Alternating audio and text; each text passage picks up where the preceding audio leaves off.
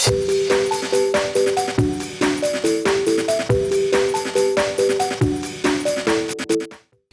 it going, YouTube? It's Panda time. In this video we're doing something a little bit different. Rather than having a match, I want to talk about BT8 and things that I'm looking forward to it. It'll be sort of like a list, but I don't want it to be like a hard list of like cards or decks. So it's just random things that I'm excited for the format. It's going to be a lot of fun. Before that though, I want to give a huge shout out to Trinity, CptCinnabun on Twitter. She gave me the Gabumon memory marker, which I'm going to show for you guys. It's super cute. She's amazing. I'll post her info down below, so check her out if you guys want to get a Gabumon or any other one that she makes. So thank you, Trinity. I appreciate that. Thanks for watching, guys. Alright, so we're here at DigimonCard.dev. Great site. Definitely use this for deck building and all this good stuff. The first thing that I want to talk about for BT8 is the dual color cards. I am a fan of deck building in general, and I think having all these cards that have multiple colors, like a Digivolve from 2 colors, are going to really open up Digimon deck building and what we could do with decks in the future. I think if you've played the English format for a while, you know that players already experiment and try some crazy stuff, some 2 decks, 2 color shenanigans, and those strategies worked okay in the past, but I think from BT8 moving on forward, if we officially have those 2 color cards, those strategies will be a lot better. So there's not any specific ones that I want to highlight. Obviously, the joggers ones stand out as being, the better ones, but there's all kinds of good stuff. Even, Digimon like Hookmon that you may look at and just kind of like gloss over. Like the fact that you can put this in a deck and make a more cohesive black and blue strategy, I think is super cool. And there's all sorts of Digimon that, support this, whether they be champions, ultimates, or even we have level 6s like a Sulong. I think the Neo Sulong is actually a super sick card and might be completely slept on. And even if right now he can't be super useful, just being a blue and yellow card, like those are 2 good colors. Some would argue those are the best colors in Digimon in general, right? So you'll never know what we can do in the future. So a lot of dual color cards, which I think is great for BT8, and as a deck builder, I'm really looking forward to the dual colors. The next thing I want to bring up is the deck that I'm going to be playing the most, I think. People ask me what am I going to play in BT8, and I'm going to play everything because I like playing everything. I think a lot of people see me as a blue player, which is not right or wrong. I like playing everything. I see myself as like a Gabumon player basically. So for BT8, BT1 Metal Gabumon is coming back with a vengeance. The reason is because, the classic combo of Metal, Swing, Summon Gabumon, and then Gabumon Restand was okay in the past in BT1 Omni and future formats, but now it's better than ever for a couple reasons. First is that we have Bukamon, so when you do this combo, you're gaining memory, which is strong, and now we have Jogress cards, so you can Metal Swing, Gabumon Restand, Swing again, get another stack, right? So now you have a 4 and a 3. Now, if you get another stack, like Digivolve that 3 into a 4, like say an Angemon or any other 4, and then go into a Jogress, and then that stack can go into another Metal, what happens is that now you're going to have a stack that has Metal, Gabumon, and another champion under it. So now Metal can swing, summon the Gabumon, is going to restand, and now instead of summoning a rookie, you're actually going to be summoning another champion, which lets you immediately go into another Jogress, whether that be Shakomon or Chimeramon. And the Jogress Digimon are pretty good by themselves, so this is like a very easy way to get Jogress, new stacks, and powerful level 6s, because now the Metal is going to be swinging with good inheritables, because like Shaco and Ankylomon are not once per turn. So I think this will be my main deck for the format, or what I'm most excited for.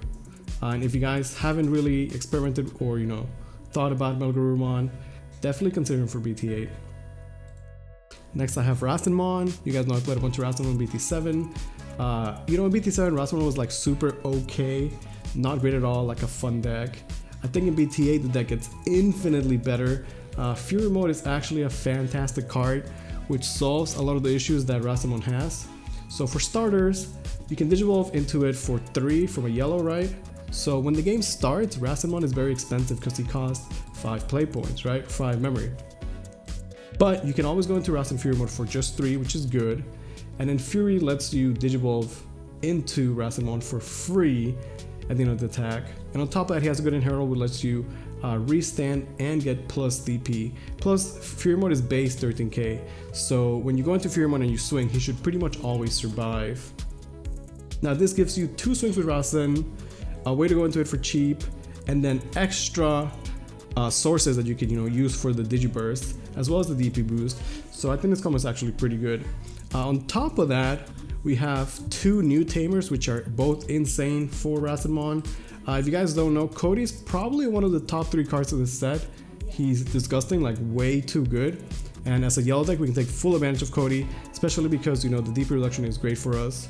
And Hero is actually another fantastic Tamer, because you want to swing with Rasen, get the extra DP, which means that we can potentially swing over just about anything with DP reduction, not die to security. And then Hero's a red Tamer, which we're going to be playing some red cards such as Sylphimon and the bird that's red, which gives us access to Crimson Blaze, which is an insane option card in general, but it's even better when you factor in DP reduction, right? Because usually this only kills 6000 DP, which is already pretty good. But consider that we have, Mastamon, Cody, and other ways to do DP reduction. So you could DP reduce something from 8 to 6, Crimson Blaze at a discounted cost, and completely clear the board. All while also being an insane card in security. And Rise Greymon, a really good card in general, can Digiburst and play both Cody and Hero, so there's some great synergy there. Plus, as a yellow deck, we could even play Rapidmon if we wanted to, and Rapidmon is insane, in my opinion, the best armor card, and it's not even close. The Rastamon's gonna be sick, definitely look forward to that. Next, I want to highlight Mastamon. Now, I'd say aside from Gabumon, Mastamon is probably the deck that I played the most in my Digimon experience. But I've always played a yellow base Mastamon. Now all these new Mastamon decks are showing up, and everybody has like this purple base, purple everything pretty much. And I'm gonna just say, like, my deck isn't built. I'd rather just build it and practice it when I have the cards in hand. It's just more fun for me that way. But I have this idea of doing a yellow base Mastamon because that's how I played Mastamon.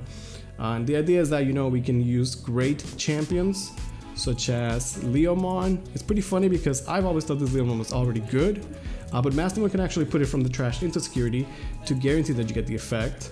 And we can also use Digimon such as Mimikmon and Gabumon, which are generally good with Mastamon, but are kind of insane with Afanimon. Because imagine we go into an Afanimon, right? We like heal, pop a dude, and then Afanimon dies, and it plays like, say, a Mimikmon, and now we gain 2 memory. So it's like you kill a Afanimon and it's like we Hammer Spark, for example. Or we can get the Gabumon and get a blocker and heal.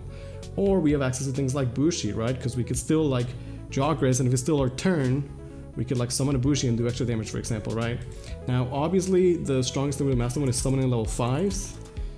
But that said, I think there might still be room for some great synergies for yellow level 4s.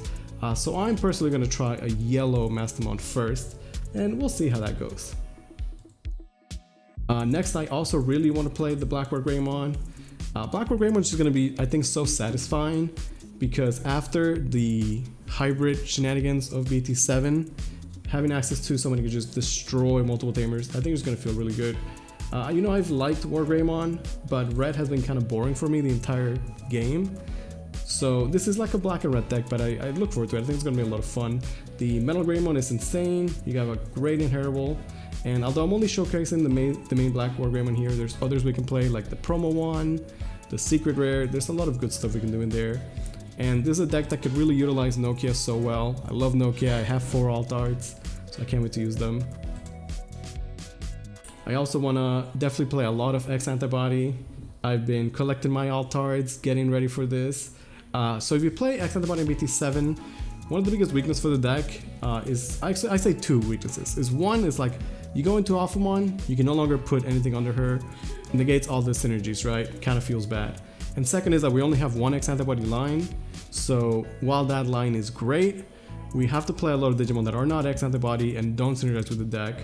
So while things like Tankmon and Dark Tyrannomon and Chewmon are good, the fact that they are not X Antibody, you can't do some of those effects, it just feels bad. So first, the fact that we have another full entire line means that the deck will have a ton of more X Antibody. This whole line is super good. We can get Decoy, Blocker, and Reboot which is really good. Of course, Oriyomon has the restand, a good effect in general. But then on top of that, we also have the Tamer. Yuji is super good. Not only does it give you extra card draw and memory when you promote, but he actually lets you put sources under your Digimon, you know, from his effects. So we can go into Alphamon and still use Yuji to proc all the X antibody shenanigans. So I really look forward to that. I think it's gonna be super fun. And honestly, I saved, I think, the best for last. The thing that I'm most excited for in BT8, it's just Chimeramon. I think Chimeramon is the best card in the set, probably by a lot.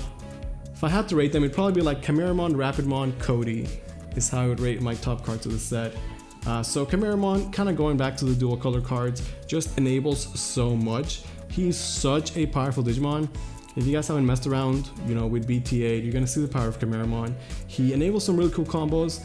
The fact that he could put, you know, cards from the trash under him and reuse the inheritables because he's a new Digimon. He can sort of negate the once per turn weakness and just do some disgusting stuff. So Chimeramon is super cool. I want to get a ton of Alt-Arts. I'm gonna need like 12 of these guys because, again, I like playing a lot of different decks. So Chimeramon is super sick. You can do so much with it, and he's like, I guess, the best of joggers, right? While also having, like, you know, the rainbow shenanigans to, again, enable these multicolored decks.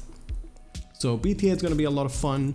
You know, as soon as we do pre-release here in the US, I'm going to record some games, we'll upload them, and as the format gets started, you know, I'll try to do deck profiles and all that sort of stuff. So let me know what you guys would want to see from BT8, what decks you guys want to play, what you're looking forward to. Anyway, I hope you guys enjoyed. Thanks for watching.